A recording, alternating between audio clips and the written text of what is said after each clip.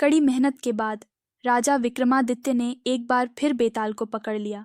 वह उसे अपने कंधे पर लादकर श्मशान की ओर ले चला। रास्ते में बेताल ने राजा को एक नई कहानी शुरू की और बेताल बोला, एक बार की बात है, काशी में एक राजा था जिसका नाम प्रताप मुकुट था। उसकी एक संतान था जिसका नाम वज्र मुकुट था। एक दिन वज्र मुकुट दीवान के बेटे के साथ शिकार करने जंगल गया। काफी घूमने के बाद उन दोनों को एक तालाब दिखा जिसमें कमल खिले थे और हंस उड़ रहे थे। दोनों दोस्तों ने वहां रुककर तालाब के पानी से हाथ मुंह धोया और पास ही एक पेड़ के नीचे बैठ गए। दोनों ने अपने घोड़े वहीं बांध दिए। उन्होंने देख कि तालाब में एक राजकुमारी अपनी सहेलियों के साथ स्नान करने आई है। राजकुमारी को देखकर राजकुमार काफी खुश हुआ। राजकुमार और राजकुमारी दोनों एक दूसरे को देखकर मोहित हो गए, जबकि दीवान का बेटा वहीं पेड़ के नीचे आराम करने लगा।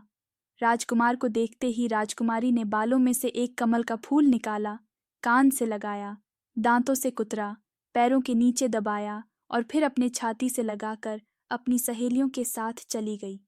उसके जाने के बाद राजकुमार काफी दुखी हुआ और अपने मित्र के पास लौटकर सारी बात बताई। राजकुमार बोला, मैं राजकुमारी के बिना नहीं रह सकता हूँ, लेकिन मुझे इस राजकुमारी के बारे में कुछ भी नहीं पता है। वह कहाँ रहती, उसका नाम क्या है? दीवान के बेटे ने सारी बातें सुनी और राजकुमार को दिलासा देते हुए बोला, राजकुमार, आप घबराइए मत, राजकुमारी ने सब कुछ बताया है। आश्चर्यचकित होते हुए राजकुमार ने पूछा, वो कैसे? दीवान के बेटे ने राजकुमार को बताना शुरू किया कि राजकुमारी ने कमल के फूल को बालों से निकालकर कानों से लगाया, यानी राजकुमारी का कहना है कि वह कर्नाटक से है। दांत से फूल को कुतरा, मतलब उनके पिता का नाम दंतावट है। फूल को पांव से दबाने का मतलब था कि राजकुमारी का नाम पद्मावती है, और फूल को सीने से लगाने का मतलब था कि अब आप उनके हृदय में बस चुके हैं। यह सब सुनते ही राजकुमार बहुत ज्यादा खुश हो गया। खुश होते हुए राजकुमार ने दीवान के बेटे से कहा कि मुझे कर्नाटक जाना है, मुझे वहां ले चलो। दोनों दोस्त कई दिनों तक घूमते फिरते कर्नाटक पहुंचे। जब वो दोनों राजमहल के निकट पहुंचे तो उन्हें एक चरखा चलाती बुजुर्ग महिला दिखी। महिला को देखते ही दोनों घोड़े से उतरे और उसके पास जाकर कहा, माई, हम दोनों व्यापारी हैं, हम बहुत दूर से आए हैं, हमारा सामान अभी तक आया नहीं है, कुछ दिनों में हमारा सामान भी पहुंच जाएगा, हम दोनों को बस रहने के लिए थोड़ी सी जगह चाहिए। उनकी बातें सुनकर बुजुर्ग महिला की ममता जाग उठी। उसने कहा, बेटा, इसे अपना ही घर समझो, जब तक मन करे यहां रह सकते हो। इसके बाद दोनों उसके घर में रहने लगे। इसी बीच दीवान के बेटे ने उस महिला से पूछा, आप क्या काम करती हैं माई? आपके यहाँ कौन कौन रहता है? आप कैसे अपना गुजर बसर करती हैं? इन सारे सवालों का जवाब धीरे धीरे उस महिला ने देना शुरू किया। उसने कहा, मेरा एक पुत्र है जो राजा के यहाँ नौकरी करता है। मैं राजा की पुत्री पद्मावती की दासी थी। बूढ़ी हो गई हूँ, इसीलिए घर में ही रहती हूँ। महाराज खाने को दे देते हैं और पूरे दिन में एक बार राजकुमारी से मिलने चली जाती हूँ। इतना सुनते ही राजकुमार ने बूढ़ी औरत को कुछ धन दिए और राजकुमारी तक संदेशा पहुंचाने को कहा।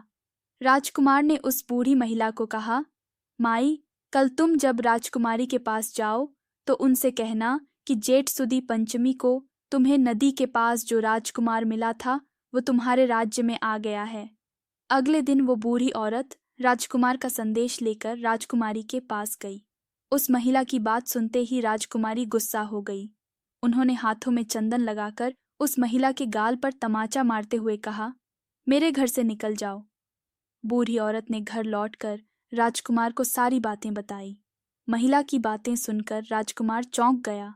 फिर राजकुमार के मित्र ने राजकुमार को धैर्य बंधाते हुए कहा, राजकुमार, आप चिंतित न हों, राजकुमारी की बातों को समझने की कोशिश करें। ध्यान दें कि राजकुमारी ने उंगलियों को सफेद चंदन में डुबोकर गाल पर मारा है। इसका मतलब अभी कुछ दिन चांदनी के हैं। उनके खत्म होने के बाद अंधेरी रात में मिलूंगी। कुछ दिनों बाद बूढ़ी महिला फिर राजकुमारी के पास संदेशा लेकर पहुंची। इस बार राजकुमारी ने केसरी रंग में 3 उंगलियां डुबोकर बूढ़ी महिला के मुंह पर मारते हुए कहा, भागो यहां से। फिर उस महिला ने आकर राजकुमार को सारी बातें बताई। राजकुमार यह सुनकर बहुत दुखी हुआ। इस पर दीवान के बेटे ने राजकुमार से कहा, इसमें दुखी होने की कोई बात नहीं है राजकुमार। राजकुमारी ने कहा है कि अभी उसकी तबीयत ठीक नहीं है, तो इसलिए 3 दिन और रुक जाओ। 3 दिन बाद वो बूढ़ी महिला फिर राजकुमारी के पास जा पहुंची। इस बार फिर से राजकुमारी ने उस महिला को फटकारा और पश्चिम की खिड़की से बाहर जाने के लिए कहा। वो महिला फिर से राजकुमार के पास गई और सारी कहानी सुनाई। तब दीवान के बेटे ने राजकुमार को समझाते हुए कहा कि मित्र, राजकुमारी ने आपको उस खिड़की की तरफ बुलाया है। राजकुमार यह सुनते ही खुशी से उछल पड़ा। उसने बूढ़ी महिला